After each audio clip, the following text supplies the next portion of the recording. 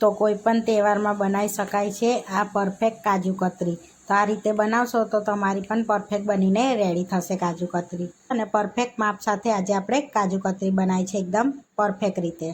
Hi friends, આજે હું share કરીશ તમારી સાથે રક્ષાબંધન સ્પેશિયલ આપણે કાજુ કતરીની રેસીપી। કાજુ લઈ લીધા છે 150 ગ્રામ અને 75 ગ્રામ જેવી ખાંડ લીધી છે। તો અહીંયા ખાંડ આખી લીધી છે। તો અહીંયા મેં આખા કાજુ લીધા છે, તમે ટુકડા કાજુ લઈ શકો છો, ટુકડા પણ। તો આપણે એને પીસી લઈશું। તો અહીંયા આગળ નાના મિક્સરમાં આપણે કાજુ લઈશું। તો થોડા થોડા કાજુ પીસીશું આપણે 2 વાર થઈને। તો અહીંયા બંધ કરી તો મિક્સર પર રાખીને આ રીતે પલ્સ પર આપણે પીસીશું।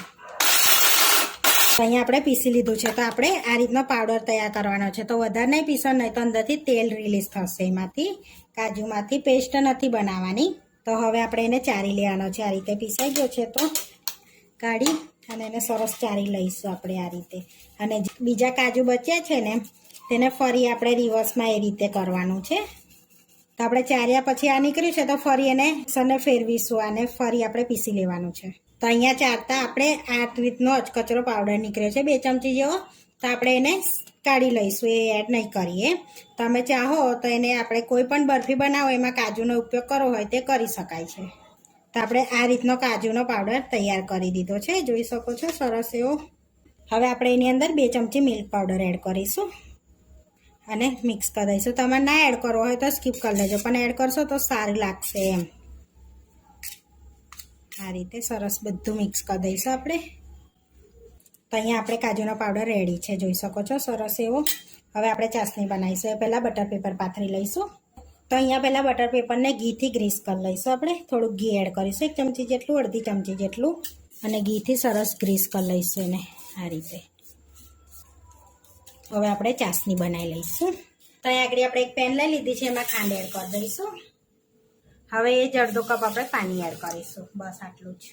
હવે ખાંડને આપણે ઓગળવા દેવાની છે, મિક્સ કરતા જઈશું, ખાંડને ઓગાળી લઈશું સરસ એવી આપણે। તો અહીંયા સરસ આપણી ખાંડ ઓગળી ગઈ છે। તો હવે થોડી વાર આપણે ચલાવીને એને નોર્મલ તાર કરી લઈશું આપણે। સરસ કન્ટિન્યુઅસ હલાવતા રહેવાનું છે। આની ચાસણી બી પાછી કડક ના થઈ જાય, કડક થઈ જશે તો આપણી કાજુ કતરી કડક થઈ જશે એમ। ચાસણી સરસ એ થઈ ગઈ છે, જોઈ શકો છો। આપણે એને પાછળ પણ ચલાવવાનું છે, એટલે નોર્મલ તાર કર્યો છે આપણે।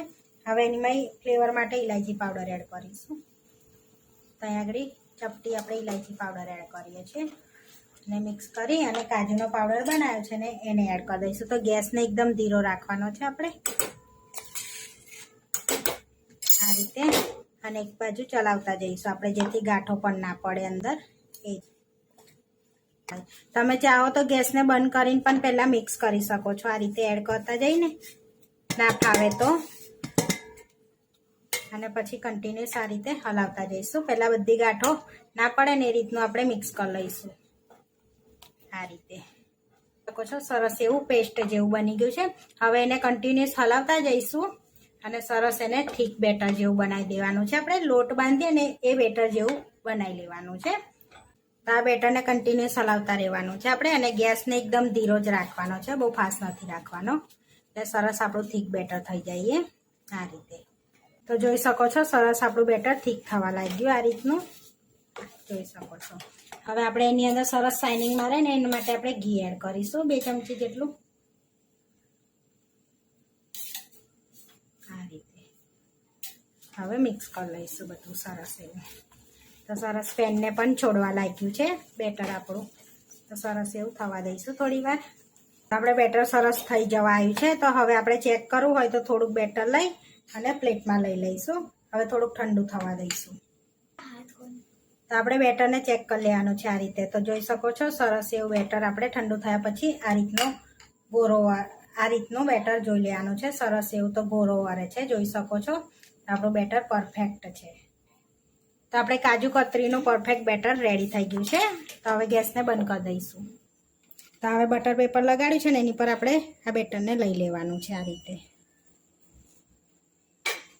તો બેટર લઈ લીધું છે। તો હવે પહેલાં આ રીતે આપણે ભેગું કરીને સરસ સ્મૂથ કરી લેવાનું છે, બટર પેપરથી આ રીતે સ્મૂથ કરી લેવાનું છે, ભેગું કરીને આ રીતે 2 હાથથી સરસ એવું આ રીતે।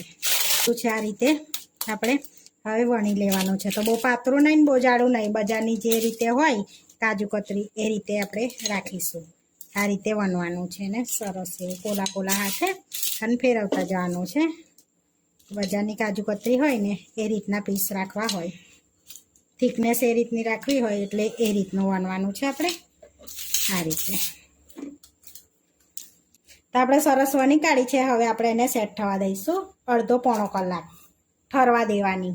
સરસ સેટ થઈ ગયો છે. તો હવે ચાંદી વર્ક લગાડી દઈશું આપણે. જોઈ શકો છો ચાંદી વર્ક બી આપણું ઉડી ગયું. આ રીતે આપણે ચાંદી વર્ક લગાડી દઈશું બધે સરસ એવું. તો બીજી બાજુ પણ આ રીતે લગાડી દઈશું, ચોંટાડી દઈશું. હવે આપણે એને સરસ કટ લગાડી લેવાના છે. તો અહીંયા પિઝા કટરથી મેં કટ લગાડું છું આ રીતે. પાડી દીધા છે. હવે સ્ક્વેર શેપમાં પાડવાના છે એટલે આપણે એ રીતનું કટ કરવાનું છે આ રીતે. કાજુ કતરીનો શેપ આલી દઈશું. તો અહીંયા કટ લગાડી લીધા છે. હવે આપણે એને ઉખાડી લઈશું, સરસ પીસ પાડી લઈશું હરખા. સરસ એવી પીસ પાડી લીધા છે. તો હવે ખોલી લઈશું આ રીતે પીસ આપણે. તો સરસ એવી કાજુ કતરીની છુટ્ટી કરી લીધી છે. સર્વ કરી લઈશું. તો અહીંયા પ્લેટ લઈ લીધી છે, એમાં આપણે કાજુ કતરી લઈ લઈશું. તો આપણે એકદમ પરફેક્ટ કાજુ કતરી બનીને રેડી થઈ ગઈ છે. તો જો તોડીને બતાડો તો એકદમ બજાર જેવી આપણી કાજુ કતરી રેડી થઈ ગઈ છે.